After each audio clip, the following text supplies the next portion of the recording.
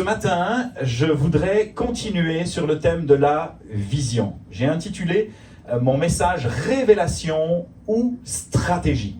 Vous allez comprendre pourquoi. On veut continuer sur le thème de la vision parce qu'il me semblait bien vous avoir apporté quelque peu et quelque part l'essentiel hier soir. Mais je voudrais asseoir bibliquement, de manière fondée, de manière scripturaire, la vision dans laquelle aussi nous aimerions vous amener de manière biblique. C'est important que notre vision, notre passion et ce qui vient de Dieu soit présentement et d'abord enraciné dans les fondements des Écritures. Est-ce que vous êtes d'accord avec moi?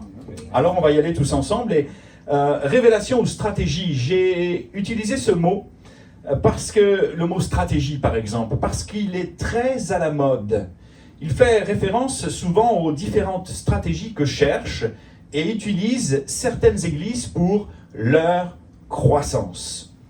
Alors vous l'aurez compris, par rapport aux images, par rapport à tout ce que l'on vous a partagé, je ne suis absolument pas contre les stratégies contemporaines, bien au contraire, qui visent à trouver des idées novatrices pour toucher les personnes que Dieu cherche et afin de faire aussi grandir nos églises. C'est vraiment ma tasse de thé. C'est mon truc, la créativité, l'innovation et vivre l'église autrement avec un esprit différent. Et vous savez, je me suis vraiment depuis longtemps penché là-dessus et je crois qu'en ces temps de confusion spirituelle, où toutes les valeurs sont inversées et où on appelle bien ce qui est mal et mal ce qui est bien, je crois qu'il est vraiment nécessaire d'avoir une stratégie, ou tout du moins une vision. On va voir ce que veut dire dans la Bible le mot vision. Il est nécessaire, il est bon, il est salutaire parfois d'avoir une vision pour nos propres vies d'abord.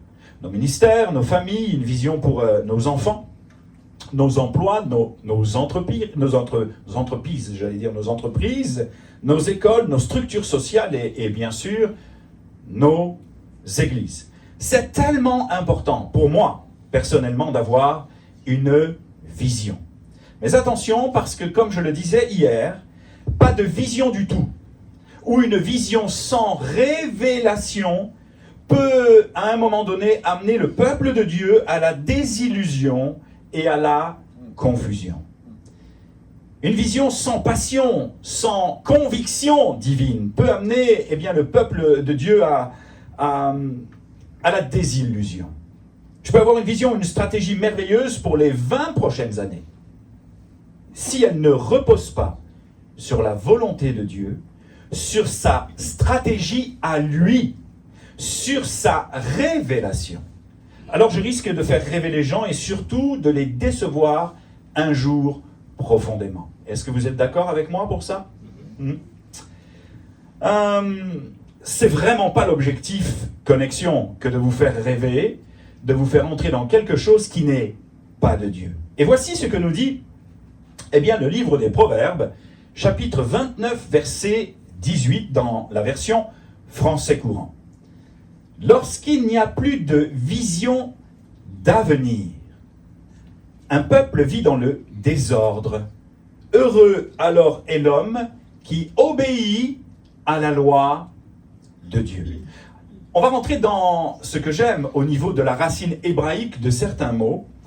Et vous allez voir que le message de ce matin n'est pas habituel chez moi. C'est plutôt un message, on va dire, plus théologique, plus biblique, quoique je prêche des messages bibliques, mais moins dans le fait d'aller chercher les gens pour les amener à vivre quelque chose pour leur propre vie. Là, il s'agit d'un message où je veux vous amener à comprendre quelque chose de précis par rapport aux Écritures. Donc il y a une petite technicité et à un moment donné, je validerai pour voir tous ensemble si vous me suivez, si c'est compréhensible. Ça va?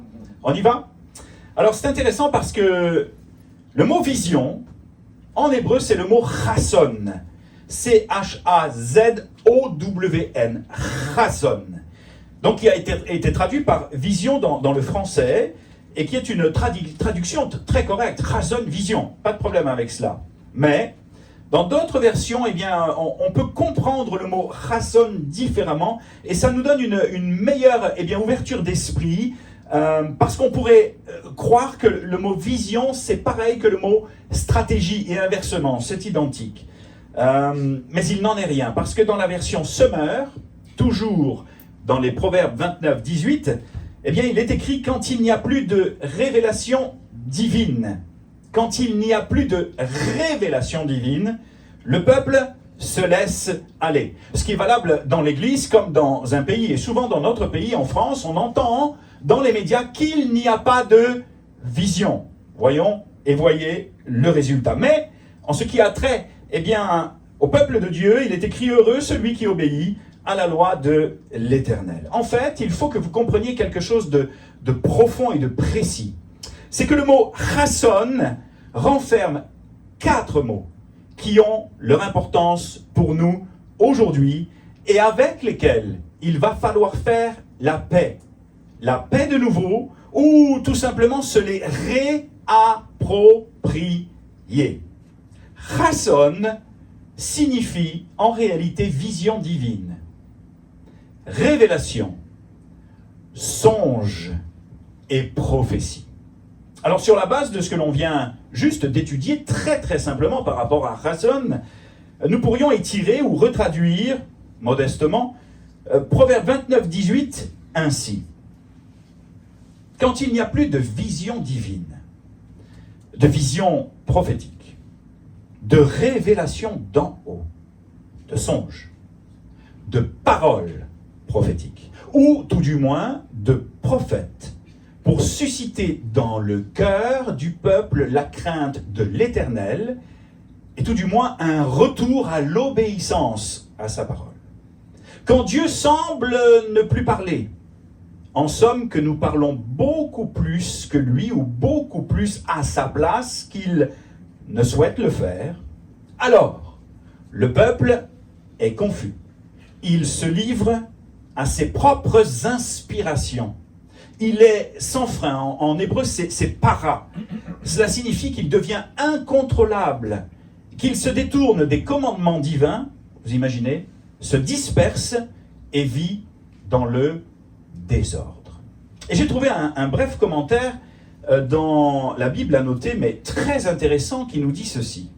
Quand le peuple n'a pas de prophète, de voix prophétique, d'hommes et de femmes de Dieu taillés dans le roc pour ramener le cœur du peuple vers Dieu, le cœur des croyants qui se sont éloignés vers Dieu, vers l'essentiel, alors, eh bien, ce peuple se livre à ses propres inspirations, il vit dans le désordre et la confusion. Aussi, disait-on, dans une période d'affaissement spirituel et d'affaissement religieux, dans le livre de 1 Samuel, chapitre 3, verset 1, la parole de l'Éternel était rare en ces jours-là, et les visions, les révélations, les chassons de Dieu n'étaient pas fréquentes. Ça va, vous me suivez jusque maintenant? Ok. J'ai essayé d'amener quelque chose de super simple, bien que cela soit encore beaucoup plus profond que cela. Cela mérite d'être creusé. Mais je vais être franc avec vous, parce que je crois vraiment et passionnément que nous vivons les temps de 1 Samuel. Nous vivons les temps d'un affaissement spirituel, où Dieu parle peu, où Dieu agit peu, où Dieu ne parle pas, ou presque pas. Pourtant, vous me diriez, mais il y a bien des prophètes par-ci, il y a bien des prophètes par-là, des gens qui donnent des paroles par-ci, des gens qui donnent des paroles par-là, qui se font les porte-drapeaux ou les porte-voix de l'Éternel, oui. Mais en ce qui concerne la France, par exemple, nous pourrions appliquer ce verset à 1 Samuel, chapitre 3, verset 1, à notre propre génération. La parole de l'Éternel est rare de nos jours et les visions, les révélations, les paroles prophétiques ne sont pas si fréquentes que cela, contrairement à ce que l'on pourrait croire. Et je me méfie toujours des grandes prophéties annonçant les choses sur l'avenir ou pas. Je me fais vraiment l'observateur, tout en étant très attentif à la voix de Dieu. L'observateur de ce qui se fait dans le monde pentecôtiste et très modestement dans le monde évangélique charismatique. Je crois qu'il nous faut être animés de cette passion pour le prophétique, de cette passion pour un retour au chasson de Dieu dans l'Église, mais avec beaucoup d'équilibre, beaucoup de sagesse et beaucoup de discernement au risque de faire dire à Dieu ce qu'il ne dit pas. Vous me suivez toujours? Amen. Alors, j'ai une question pour vous. Que faire lorsque la parole de l'Éternel se fait rare? Qu'est-ce qu'on fait? On force Dieu à parler? On force le bras de Dieu pour qu'il se passe quelque chose dans l'Église? On bouge les choses pour que Dieu se manifeste comme pour lui dire « Hey, s'il te plaît, là, fais quelque chose, Père !» Je ne crois pas bien que ce soit la solution du tout. Que faire lorsque la parole de l'Éternel se fait rare? Lorsque je passe des temps de silence et que je n'entends pas sa voix, pour ma vie, pour mes enfants, pour ma carrière, mon ministère, pour mon problème, pour ce que j'ai, eh bien, besoin de recevoir en tant que réponse divine. Qu'est-ce que je fais? Que faire lorsque l'Église n'est pas forcément équipée de voix prophétiques, de ministères qui peuvent éclairer le peuple et parler de la part de Dieu pour le ramener à l'essentiel, pour le ramener dans le droit chemin? Que faire lorsqu'il n'y a pas de raison?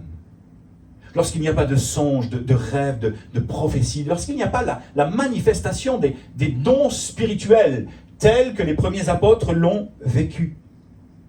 Qu'est-ce que je fais lorsqu'il n'y a pas de parole divine?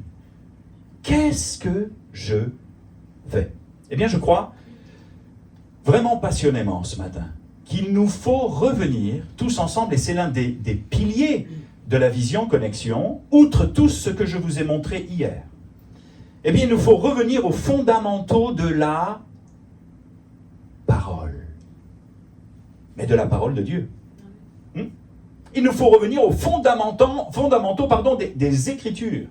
En découvrant, redécouvrant, ou en s'appropriant de nouveau pour nos vies personnelles, afin d'y entrer, les promesses de Dieu pour nos vies. Les vivre, ces promesses. Et elles sont tellement nombreuses. Quand il n'y a plus de révélation divine, les amis, quand il n'y a plus de songes, de paroles prophétiques, quand il n'y a plus de dons spirituels, le peuple se laisse aller. Heureux, alors, est celui qui obéit à la loi de l'Éternel. Pas obéir dans le sens légaliste et un retour à la loi de l'ancienne alliance. Non, non, pas du tout. Je parle de plonger ses regards tout à nouveau, comme un affamé de Dieu, dans les principes divins. Divins, je dois être fatigué. Quand je commence à inverser les mots et à en rajouter des petits trucs qui ne sont pas divins, eh bien, c'est signe que je suis peut-être un peu fatigué. Plonger ses regards dans les principes divins de la parole de Dieu pour les mettre en pratique. Pourquoi est-ce que je veux insister sur la parole de Dieu ce matin?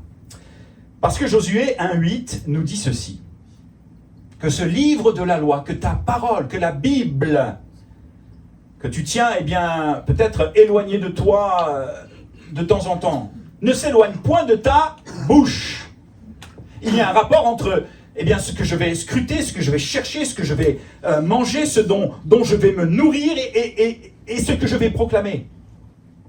La foi, une corrélation entre ce que je lis et ma foi qui augmente et la dimension prophétique que je deviens comme une lettre lue, comme une parole vivante à mon tour. Que ce livre de la loi ne s'éloigne point de ta bouche. Médite-la ou médite-le jour et nuit pour agir fidèlement selon tout ce qui est écrit. Car c'est alors que tu auras du succès dans tes entreprises et c'est alors que tu réussiras. Tout est dans la parole. Elle est notre ligne conductrice, notre carte divine, révélatrice de la volonté et du plan de Dieu pour nos vies et pour notre Église. Le psaume 119-105 nous dit ceci: ta parole est une lampe à mes pieds et une lumière sur mon sentier. Lorsqu'il n'y a pas de raison, lorsqu'il n'y a pas de révélation divine et qu'il semble que tu sois dans l'obscurité, alors médite sa parole et il est fort probable que cette parole t'éclaire comme une lampe à tes pieds, une lumière sur ton sentier. La parole de Dieu est elle-même prophétique. Elle est inspirée, révélée de Dieu. Voici ce que nous dit le deuxième épître de Pierre, chapitre 1, versets 19 à 21. « Et nous tenons pour d'autant plus certaine la parole prophétique, à laquelle vous faites bien de prêter attention, comme à une lampe qui brille dans un lieu obscur, jusqu'à ce que le jour vienne apparaître et que l'étoile du matin se lève dans vos cœurs. Sachant tout d'abord vous-même qu'aucune prophétie de l'Écriture ne peut être un objet d'interprétation particulière, car ce n'est pas par une volonté d'homme qu'une prophétie a jamais été apportée, mais c'est poussé par le rason de Dieu, c'est poussé par le Saint-Esprit que des hommes ont parlé de la part de Dieu, et c'est ce que nous voulons vivre à Connexion. Souvent, lorsque je prie, eh bien, je réclame quelque chose vraiment de précis de la part du Saint-Esprit. Si je sais que ça vient de lui, je le donne. Si je doute ou si je pense que c'est pas très très clair, eh bien, souvent je m'abstiens. Nous voulons vous amener à réaliser et à vivre le rason de Dieu, poussé et inspiré par le Saint-Esprit. Vous me suivez toujours? Amen. Amen. Dieu peut nous parler dans sa parole, par sa parole et dans sa parole, afin de nous donner une vision. Et je pense à tellement d'églises sur la région et en France qui, comme le disait un ami ce matin, il est venu me voir en me disant « Écoute, c'est incroyable, j'ai jamais entendu ça, c'est juste fou. » Hier soir, quelqu'un nous disait aussi « Il y a des églises qui n'ont pas 1/10 de ce que vous proposez à Connexion, il n'y a pas de vision. » Et on prie bien que les églises soient animées par le rason, par la vision, par la passion de Dieu. Parce que s'il n'y a pas de vision divine, de songe, de révélation, Dieu peut au moins donner une vision selon sa parole pour ces églises, pour nos vies, pour nos familles, nos ministères, pour qui nous sommes en tant qu'enfants de Dieu. Parfois nous attendons une révélation d'en haut, alors qu'il veut tout simplement s'adresser à nous au travers de sa parole, afin de nous faire entrer dans ses promesses. Et comme je le disais tout à l'heure, elles sont nombreuses et il y en a une. On va y entrer maintenant, de manière un peu plus technique. Il y en a une dans la Bible qui est extraordinaire et qui est un des fondements de l'Église Connexion. Ce vers quoi nous voulons aller avec équilibre. Et vous allez comprendre pourquoi je vous parle de cela ce matin et la teneur biblique de mes propos. Lisons ensemble ce qui me semble être l'une des plus belles prophéties qui s'est accomplie et que nous pouvons vivre en nous la réappropriant. Elle se trouve dans le livre du prophète Joël, chapitre 2, verset 23, et ensuite le verset 28. Joël 2, 23. Et vous, enfants de Sion, soyez dans l'allégresse et réjouissez-vous en l'Éternel votre Dieu, car il vous donnera la pluie en son temps. C'est là que c'est vraiment capital et important. Et de temps en temps, je vais voir si vous me suivez, en vous ramenant à moi, parce qu'il faut que vous compreniez la structure du texte et de la pensée. Il vous enverra la pluie de la première et de l'arrière-saison comme autrefois. Vous lirez le passage à la maison, c'est prophétique de Christ, vous allez comprendre. Et ça devient intéressant. Parce que le mot temps, il vous donnera la pluie en son temps. Le mot temps, en hébreu, c'est justice ou justifier. Dans ce contexte, la pluie en son temps, ou littéralement la pluie en justice, était le signe donné d'en haut, de la part de Dieu, pour attester qu'Israël, après s'être repenti, était justifié. Quand Israël crie à Dieu, quand Israël se repent, quand Israël revient à Dieu, l'Éternel leur accorde la pluie en justice, signe qu'ils sont justifiés. Ça va pour l'instant ? Je reprends. Il vous donnera la pluie en son temps. En hébreu, c'est « il vous donnera la pluie en justice » pour vous justifier. C'est un signe que vous êtes justifié et pardonné. Mais, et c'est là que ça devient de plus en plus merveilleux et passionnant, le mot traduit par pluie, en hébreu, c'est « moreh », M-O-R-E-H.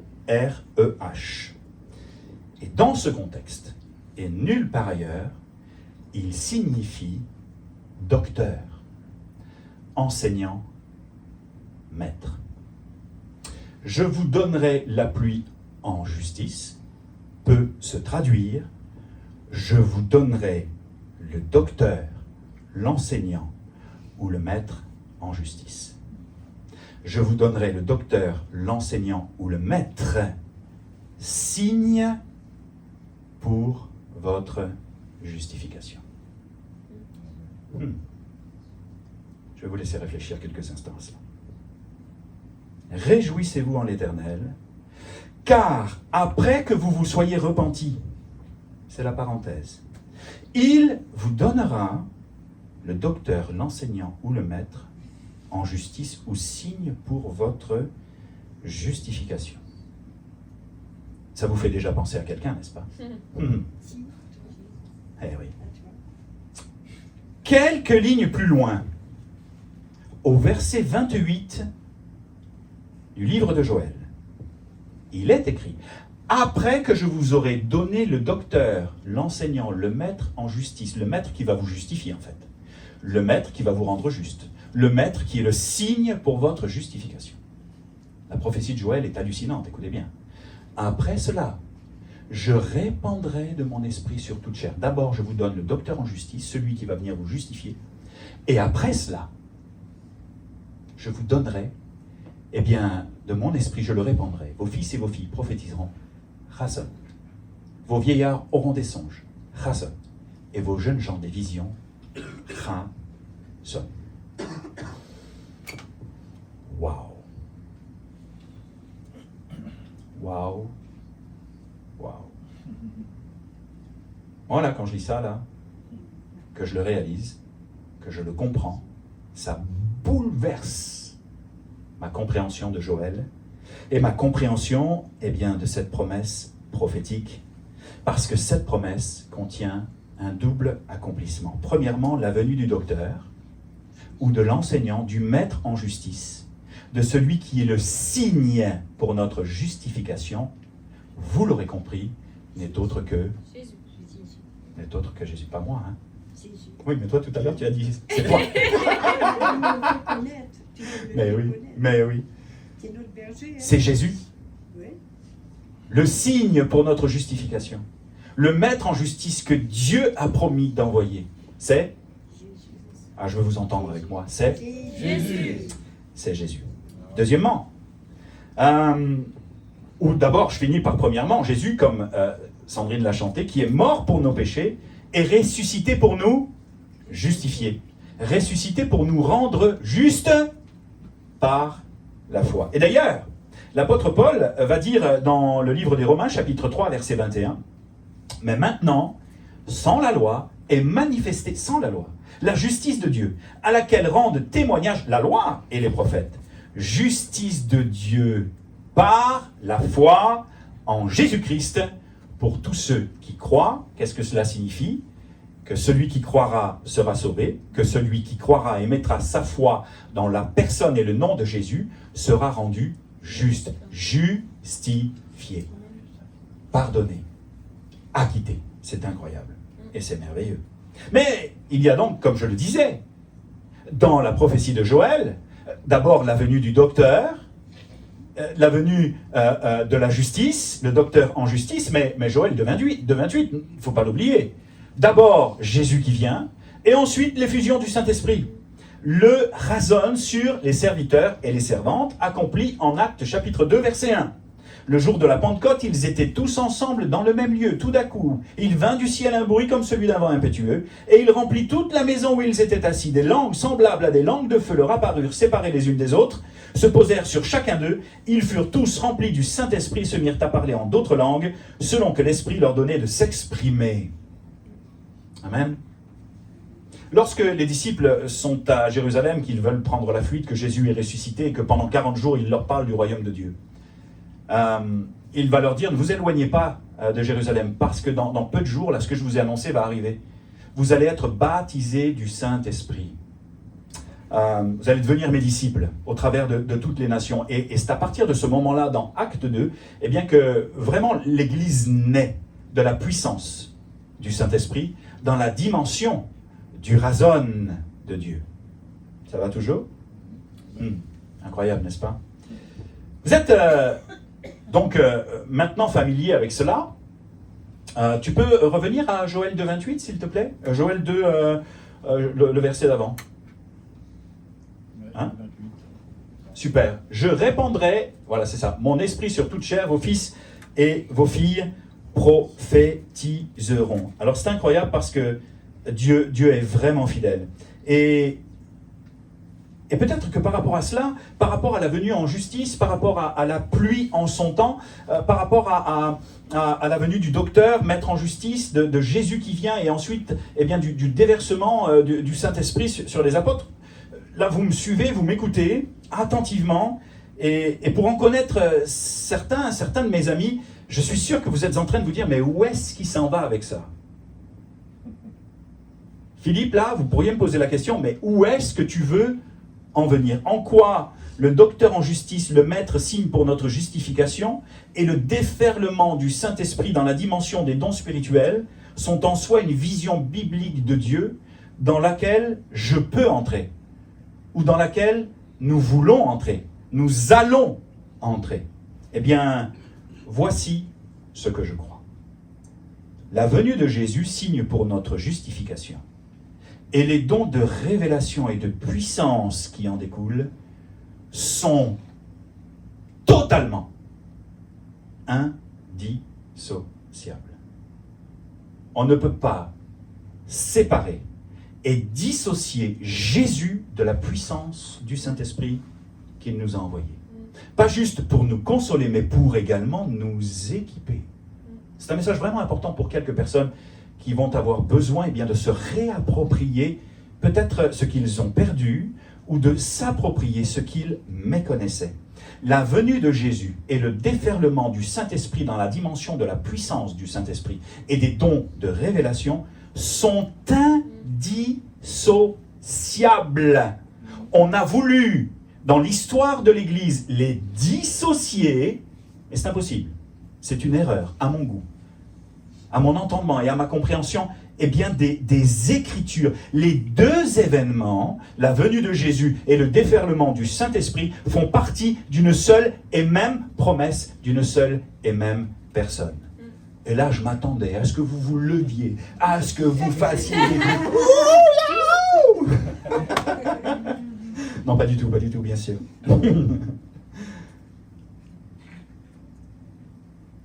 Voici ce que je crois. Pour notre Église, en tant que vision, en tant que razon, en tant que révélation de manière scripturaire, je crois que l'Église a besoin d'étudier plus profondément encore la parole de Dieu, de scruter les Écritures afin de connaître Jésus. Nous voulons une vision centrée sur la personne de Jésus-Christ. Jésus, le mystère de Dieu, selon Colossiens chapitre 2 verset 3, en qui sont cachés tous les trésors de la connaissance, de la sagesse et j'ose dire de la révélation divine. Et alors que l'Église va découvrir ou redécouvrir Christ dans toute sa splendeur, dans la beauté de qui il est, elle va nécessairement, elle doit nécessairement se réapproprier en même temps toute la dimension de la puissance et de la révélation du Saint-Esprit, parce que c'est totalement indissociable. C'est la raison pour laquelle je vous inviterai, après ce message et dans les semaines qui vont suivre, à vous tenir devant Dieu pour réclamer ces choses.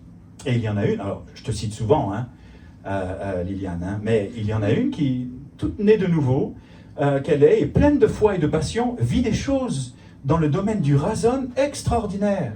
Des révélations, baptême du Saint-Esprit, parler en langue, des choses hallucinantes. Même à un moment donné, elle nous disait entendre d'autres chants. Hervé, écoute bien. Entendre d'autres chants que ce qui était chanté là, devant. Mais plusieurs personnes l'ont vécu dans le monde entier, en passant. C'est pas juste unique à toi, c'est arrivé 2 fois. On appelle ça bien le chant des anges. C'était de belles voix. Celle qui était là ou celle que tu entendais? Celle que j'entends. Ah, celle que tu entendais, ça. J'aime sa spontanéité et son côté tellement nature. Les deux sont indissociables. Et qui que tu sois, tu peux entrer dans la révélation de qui est Jésus, mais la révélation aussi, eh bien, de son raison pour ta vie. Et pourquoi pourquoi ne pas s'en occuper et le négliger quelque part? Pourquoi le négligerions-nous? C'est un peu comme si on t'offrait un véhicule haut de gamme. Ok? Ça va parler aux gars ce matin. Mais ce véhicule, il est vraiment full équipé, tout équipé. T'as pas le temps de lire la notice parce que c'est un peu long. Et moi, là, je lis en diagonale. Je sais pas, les gars, c'est les gros titres en général. Hein. Les dames, c'est beaucoup plus les détails. Mais toi, tu penses, en t'asseyant dans ce véhicule hyper confortable et dernier cri, par exemple, que les sièges chauffants, le toit ouvrant, l'ABS électrique, l'ABS, pardon, les trucs électriques, les rétroviseurs électriques, enfin, tout ce qu'il y a dans cette voiture-là, tu penses que c'est que des options. Ce ne sont que des options. Alors que tout est indissociable. On te livre la marchandise de manière à ce que tu l'utilises, mais tu ne sais pas encore tout à fait l'utiliser, et tu vas apprendre à l'utiliser selon la notice, selon la parole de Dieu. Tu es devenu chrétien, croyant, depuis quelques années. Tu ne connais pas la puissance que tu as entre les mains. Tu ne sais pas ce qu'il y a d'écrit dans la notice. Parce que soit tu l'as mal lu, soit tu ne l'as pas lu, soit tu n'as pas tout compris. Mais tout est livré avec le maître en justice, le rason, la révélation, la pluie en son temps, et ce qui en découle ne peut pas être dissocié. Alors que Marc arrive pour la fin de mon message, je voudrais vous dire encore, voici ce que je crois pour l'Église Connexion en tant que vision, en tant que conviction divine et en tant que révélation aussi. Je crois qu'il va nous falloir, et vous prierez pour nous, les futurs prédicateurs, et vous prierez pour moi, s'il vous plaît de grâce, en tant que prédicateur principal de l'Église, vous prierez pour que je trouve, pas qu'en Haïti, où j'ai vu des signes et des prodiges extraordinaires s'accomplir sous mes yeux, mais également pour l'Église. Une prédication qui ouvre le ciel. À l'image de Paul, selon 1 Corinthiens chapitre 2, verset 4. Sa prédication ne reposait pas sur les discours persuasifs de la sagesse, mais sur une démonstration d'esprit de raison et de puissance. Sauf que, dans tous les voyages que j'ai pu faire jusqu'à aujourd'hui, j'ai remarqué qu'on ne prêche plus la parole comme les revivalistes, avec sainteté, avec foi, avec autorité, avec pureté. Mais par contre, on réclame la même puissance. Et là, je trouve qu'il y a un décalage entre ce que l'on vit, de manière assez désinvolte parfois, sans se soucier des Écritures, mais Seigneur, sans marcher dans la sanctification, mais Seigneur, sans se consacrer plus, mais Seigneur. On ne paye pas le prix et on veut qu'il le paye à notre place tout à nouveau. C'est injuste. Ce n'est pas biblique et ce n'est pas équilibré. Et vous pourrez compter sur moi pour vous annoncer la vérité. Vous parlez vraiment avec tendresse, avec amour, mais aussi avec un cœur empreint d'un message urgent, d'une voix prophétique, si je puis m'exprimer ainsi, et si Dieu m'accorde cela, de manière très modeste, pour vous avertir, pour vous dire que, eh bien, Dieu vous appelle à plus, que Dieu désire plus dans votre vie, sans contrainte, sans mettre un joug, sans être légaliste, mais avec l'onction et la conviction du Saint-Esprit. Je préfère vous annoncer un message avec vérité, clarté, biblique, empreint d'amour et de tendresse, et que ce soit le Saint-Esprit qui fasse le reste. Plutôt que d'avoir un message légaliste où je vais vous tomber dessus, faire peser sur vos épaules un joug que je n'ai pas le droit de vous faire porter. Parce que je ne suis pas propriétaire de vos vies, c'est Christ qui l'est. Par contre, je ne peux pas faire à votre place ce que vous êtes appelés à faire. Je ne peux pas avoir faim et soif à votre place de plus. Mais tu as plus qu'un véhicule de luxe là entre les mains. Tu es entré dans une aventure et une histoire qui te dépasse et qui est incroyable. M'est-il permis de te dire que tu vis en dessous de ton potentiel, mais que le jour où tu vas te lever pour Jésus, alors ça va être juste incroyable. Le juste où tu vas réclamer le rason, la puissance, les révélations, entrer dans cette dynamique aussi prophétique, avec équilibre et avec sagesse. Alors crois-moi, tu vas vivre des combats parce que tu vas devenir un peu plus inquiétant pour le royaume des ténèbres, mais tu vas expérimenter des choses extraordinaires. Ne t'en prive pas, c'est dans le package, c'est ton partage, c'est ton héritage.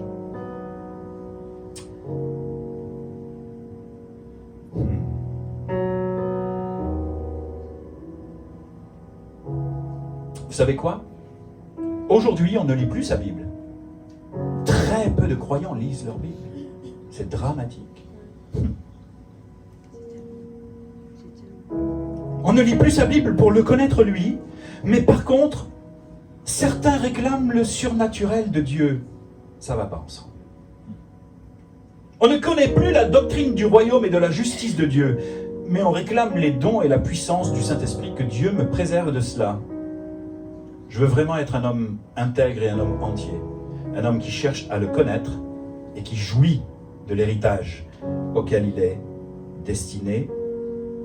Parce que l'héritage ne se mérite pas. Nous avons tout par grâce et par foi.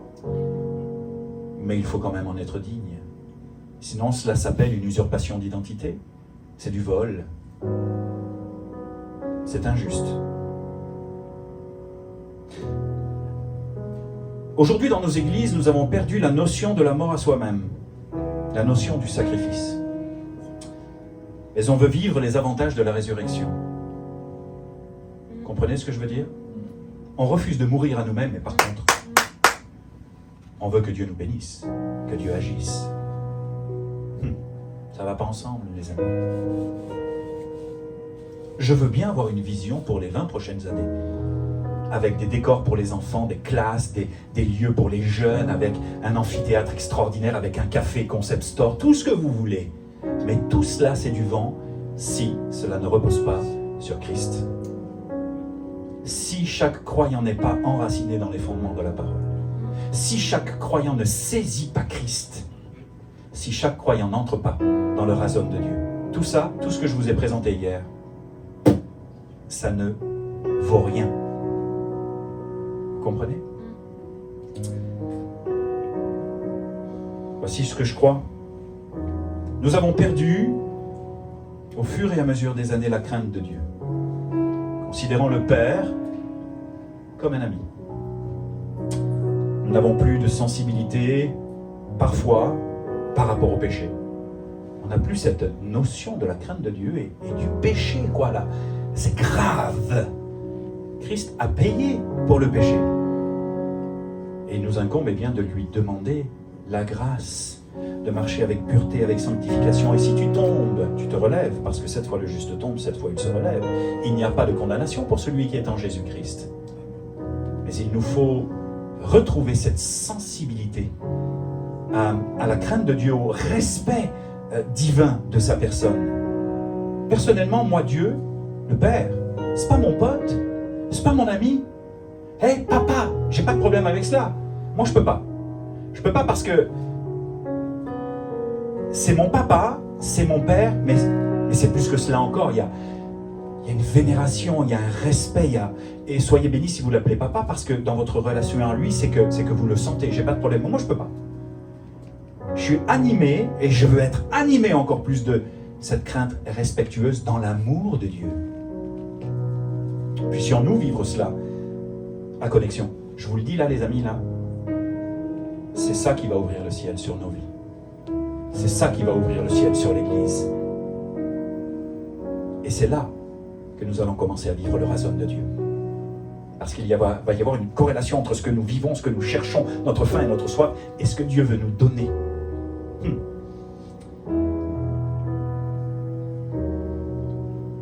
Matthieu 7, 27, chapitre 7, verset 22-27 nous dit ceci. Plusieurs me diront en ce jour-là, Seigneur, Seigneur, n'avons-nous pas prophétisé en ton nom? N'avons-nous pas chassé des démons en ton nom? N'avons-nous pas fait beaucoup de miracles par ton nom? Le razon de Dieu. Mais je vous dirai ouvertement, je leur dirai ouvertement, je ne vous ai jamais connu. Retirez-vous de moi, vous qui commettez l'iniquité. Vous vous souvenez, dans la construction de Joël de 23 et de 28, surtout de 23, est-ce que tu peux le remettre, Sam, s'il te plaît, Joël de 23. À quel moment Dieu envoie la pluie à Israël? Signe qu'ils sont justifiés. La pluie en son temps. La pluie en justification. Vous vous souvenez à quel moment, eh bien, Dieu envoie la pluie sur Israël, signe qu'ils sont justifiés? Oui, Eva. Après que le peuple se soit repenti. Et à quel moment Jésus est venu? À quel moment Jésus apparaît sur la scène, je dirais, internationale de l'époque? À quel moment? Pour ceux qui connaissent un petit peu. Juste avant ce qui s'est passé, il y a eu un mouvement de l'esprit. Au travers du dernier prophète, Jean-Baptiste. Jean-Baptiste va être l'instigateur et l'initiateur d'une vague de repentance, où il va amener le peuple de Dieu, donc, à être baptisé dans un baptême de repentance. Et c'est à ce moment-là que Dieu va envoyer Jésus. Signe qu'ils sont justifiés et pardonnés. Voici ce que je crois. 2 Chroniques, chapitre 7, verset 14. Deuxième livre des Chroniques, chapitre 7, verset 14. Voici ce que je crois, les amis. On peut le lire ensemble? Si mon peuple, sur qui est invoqué mon nom, s'humilie, prie et cherche ma face, s'il se détourne de ses mauvaises voies, je l'exaucerai des cieux, je lui pardonnerai son péché et je guérirai son pays. Comme tous les pasteurs, je rêve de voir l'Église grandir, je rêve de voir des guérisons, je rêve de voir des baptêmes du Saint-Esprit, je rêve de voir des razons de Dieu. Et parfois, je me surprends à prier cette prière. Souffle un vent de repentance, parce que je sais que lorsqu'il y a repentance, le ciel s'ouvre. Lorsque son peuple cherche sa face, s'humilie et prie, alors Jésus vient et envoie son razon. Je veux prier pour vous ce matin, afin que vous puissiez vous tenir devant Dieu, faire le bilan de votre vie, et vous laisser convaincre et toucher par le Saint-Esprit, pour entrer tout à nouveau dans ses promesses, dans ce à quoi il vous destine.